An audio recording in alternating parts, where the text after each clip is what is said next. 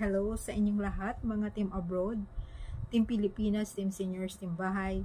Magandang araw sa inyong lahat. Sa hindi pa po nag-subscribe sa aking channel, mag-subscribe na po kayo, The MJ's Vlog. So ito na, masyado talagang pinapainit ng mga social media, yung usapan nga, yung pinag-ship nila, yung pinag-partner talaga nila ulit, si Catherine at saka si Alden. So, ito na nga, may nagko-comments na, kinakain ni Alden dahil hindi naman daw siya makikialam sa nangyari sa buhay ni, yung babae. Tapos ngayon, parang kinakain niya dahil ayan na naman, pumupunta siya. Alam nyo yan mga palangga, showbiz nga lang yun, no? Pwede nating sabihin, talaga, pera-pera na nga sa ngayon. Oo nga, at saka, anuhin talaga na pag-isipan natin na wala po silang relasyon. Yan po ang katotohanan. Wala po silang relasyon. So ngayon, pinapainit talaga nila dahil gagawin talaga ng HLG2 or ibang pelikula, ma-partner sila ulit. Kasi nga maraming nagre-request sa kanila na mag-partner sila ulit.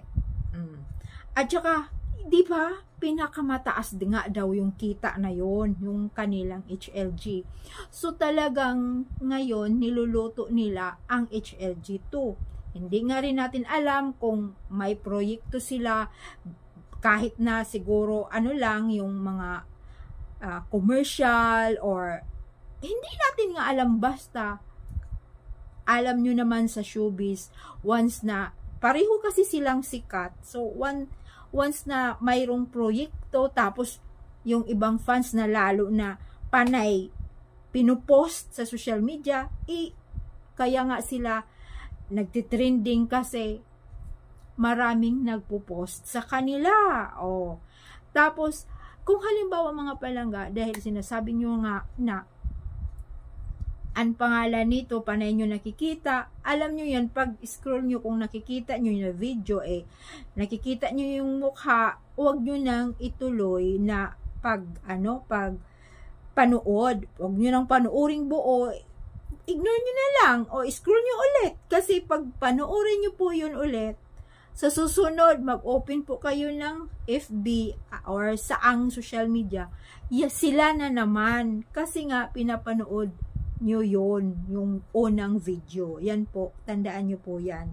I-ignore nyo na lang dahil wala po talaga, 1,000%, 2,000%, wala po silang, hindi niligawan, wala po yung namamagitan, wala pong ligawan yan. Alam po, tandaan nyo yan, alam po ni Catherine na may asawa na siya. May asawa na yan si Alden. At alam niya yan ni Maine. Alam niya, si Catherine, nagpaalam yan kay Maine. Naku, matagal nang alam niya yan. Pati nga si Molina, yung director nila, si Cathy Molina, yung director ng HLG, alam niya ang katotohanan. Kung napanood nyo yung mga noon, yung mga interview nila, yung close sila ni Cathy Molina at saka si Alden, tapos yung movie nila, tapos may mga press con, tapos mayroon pa doon sa nagla-live pa yun si Molina, tapos biglang pumasok, kung naalaala nyo, mayroon mga videos noon, biglang pumasok si Alden, tapos diba, nagbigay siya, nag-donate siya, tapos, ayan, ganito, nagbibiroan sila. Mayroon nga doong pahiwatig doon si Molina na may asawa, gano'n na siya. Basta yun. Alam na nila po yan, mga palangga. Huwag po kayong mag-alala. Tsaka yung kinasal yan si Molina, no? Diba, nag-beach wedding yan, nandoon si Alden. Kung naalaala nyo, kung napanood nyo yung video, yung suot ni Alden na kulay ay iisa lang din ang kulay, mag-twinning sila nung kanyang asawa sa Itbulaga. Tandaan po niya yan dahil nakikita ko po yun. Tandaan nyo yan. Ang asawa niya yan nagpe-prepare noon pa naman, di ba? wala pang mga sarswilistas, alam natin yun ang katotohanan. Sa ngayon, dahil binuwag nga, yan ang nangyari. At saka kailangan po talaga yan ni Alden, mga palangga, dahil ano talaga niya, ipasok niya yung kanyang mga kumpanya, yung sa concert, di ba? Alam, pwede na kasi nga mayroon na siyang sarili, entertainment. Kasi pera yan eh. Kailangan isingit din yung, nako kung mag-HLG din yan ulit, tandaan nyo, ipasok yung kanyang, yung myriad niya. Andyan din yan. Naku! Isa din siya diyang producer. Tandaan nyo yan. Kaya pera. At saka isa din yun, tama din yung mga, yung mga comments nyo na, syempre humihina nga ngayon ang industry ng mga pelikula. Dahil syempre, ang hirap ng panahon, kaunti na lang yung nanonood. Tapos, magkano nga naman ang movies ngayon, di ba? Ang mahal, sobra, yung syempre, kung wala tayong mga trabaho, tapos, ipanood mo, ibibili na lang natin ang bigas or ulam sa pamilya natin. Iaksayahin mo ba yung, halimbawa ako, worth 600, 700, tapos ako lang ang manunood, ako lang ang masaya. Paano yung pamilya ko? Libili ko na lang.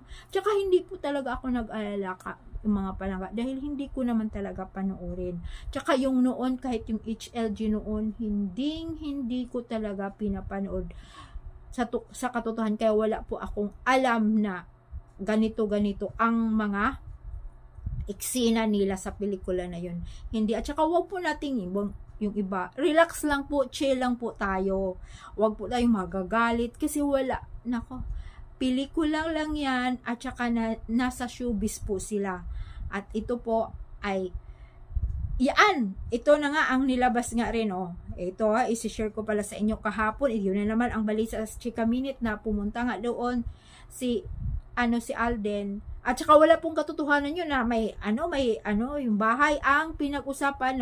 Tingnan nyo, nililito lang talaga tayo dahil yung iba sa social media, iba sa TV, iba din ang balita. Sabi, pumunta si Alden doon sa Blessing kasi yung natapos na yung bahay ni Catherine, ayan, nagpa-blessing po siya, andoon si Alden, tapos tumutulong siya pagsiserve ng mga inumin sa mga tao, sa mga bisita, ganon. Yan na po ang pinag-usapan. Siyempre nga, pinapainit kung talagang papatok yung kanilang tambalan, kasi nga, patok nga yung noon. Isipin na lang natin, work lang po yan, wala pong namamagitan, at alam nilang lahat yan, tandaan nyo, alam nila yan lahat, kung sino man ang mga katambal ni Alden, ay alam nila ang real life ni Alden. Iba yung showbiz life niya. Iba yung real life niya, may asawa na po. Basta tandaan na lang natin, kung napanood nyo yung mga videos ko noon, ganun din. At saka isipin natin, kung ano pong ginagawa yung sa kabila kay May, ganun din yun. Ganun din yun sa kay Alden. Ang puro lang po yung pang showbiz. Kaya thank you so much yung mga sumubaybay sa aking vlog. Thank you. Huwag po tayong mag-alala. Trabaho lang yan. Thank you so much. Bye.